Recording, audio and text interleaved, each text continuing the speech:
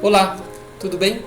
Agora estamos falando do nossa aula 22 do curso de Psicologia e Terapêutica do Yoga Sutra. Lembra? Estamos estudando aqui o livro Yoga, a Arte da Integração, Roy Mehta, e vamos estudar aqui alguns trechos que são fundamentais, que definem a estrutura do que é a prática de yoga.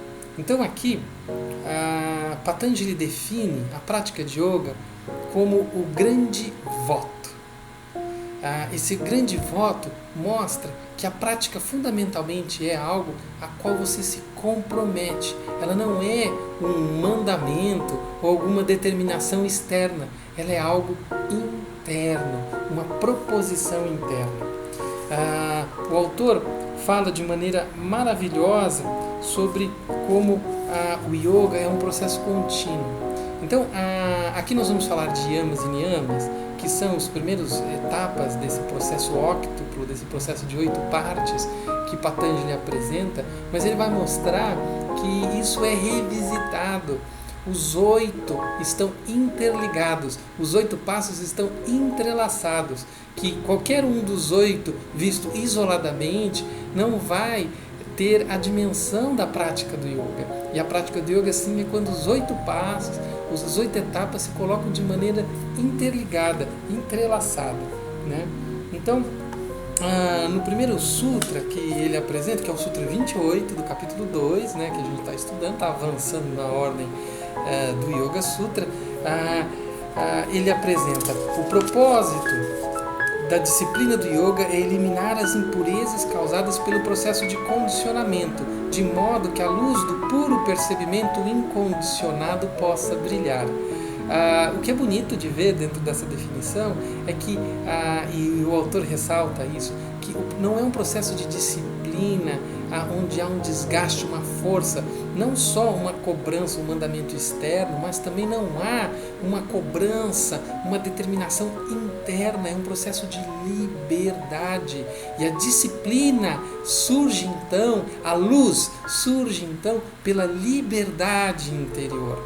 Então isso é uma maneira muito rica de perceber, e quando nós temos essa dureza ou rigidez dentro do processo, percebemos que isso não é o entendimento mais profundo, não é para onde a prática e a evolução do yoga nos coloca.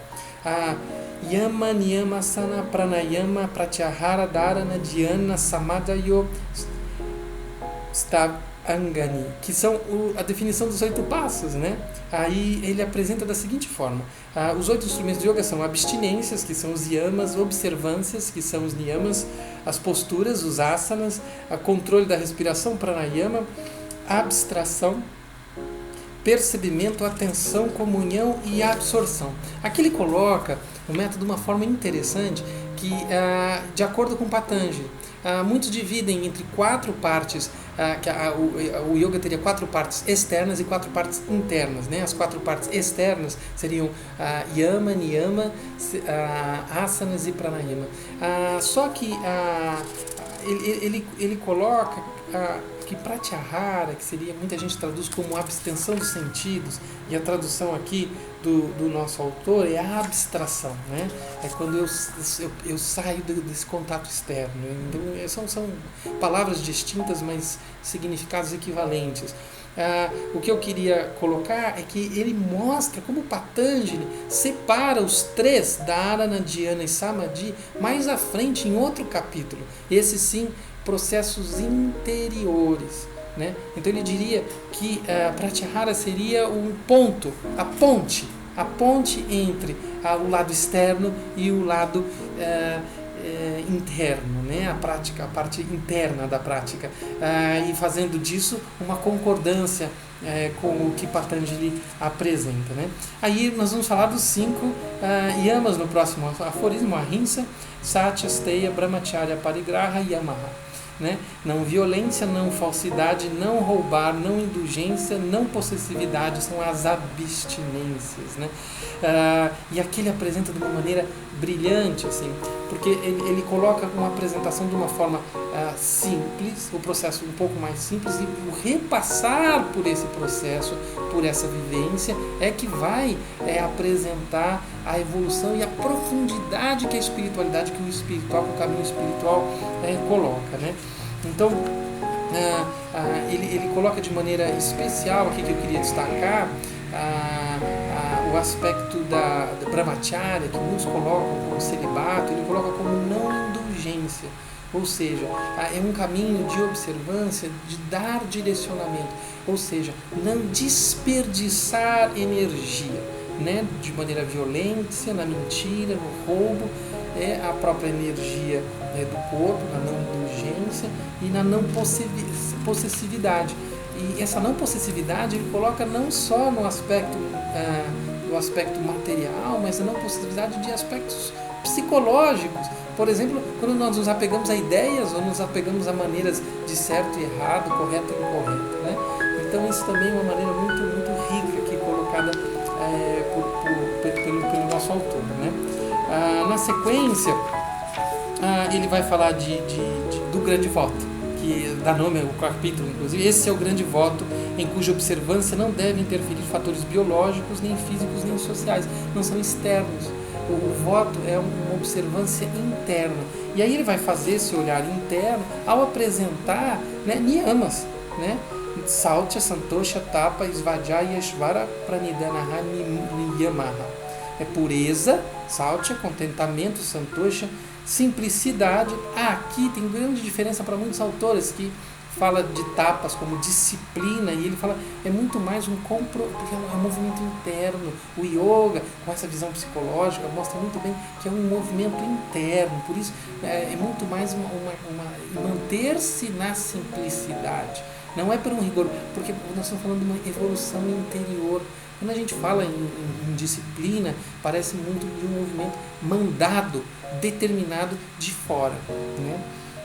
E essa aspiração, aí ele destaca no texto que Patanjali já deixa claro desde o início a figura de Deus como uma figura impessoal, uma figura relacionada a algo que é uma fonte, né? Mas é algo impessoal. Portanto, a ideia de Ishvara Pranidhana seria uma ideia de aspiração, de conduta, de nos direcionarmos, da mente estar direcionada ao espiritual, ao sagrado, né? Os dois últimos sutras, Vitarka Bhagami Pratipaksh Bhavanam. Quando a mente está distraída por pensamentos não desejados, precisamos investigar a natureza do oposto. E aqui ele faz um direcionamento de prática muito claro. Nós não devemos tentar arrastar a mente dos pontos indesejados para os pontos desejados, como os yamas e niyamas como foram colocados. Mas nós devemos reconhecer e entender.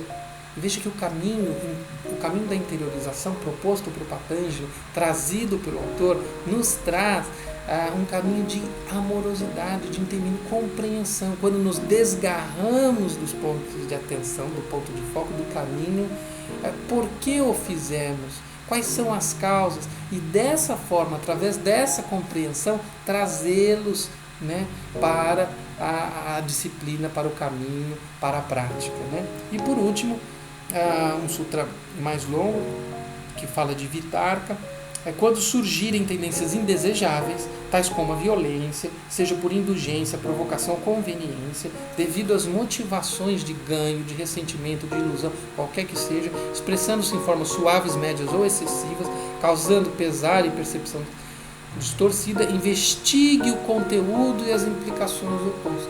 Ou seja, o caminho é de compreensão. O caminho da prática, o caminho do yoga é um caminho de compreensão interior, de compreensão das nossas dificuldades, de compreensão dos nossos obstáculos. Ficamos aqui então até o Sutra 34, né, do capítulo 2, e avançamos depois com o nosso estudo, tá bom? Um grande abraço e lembre, mente e vida em excelência. Um abraço.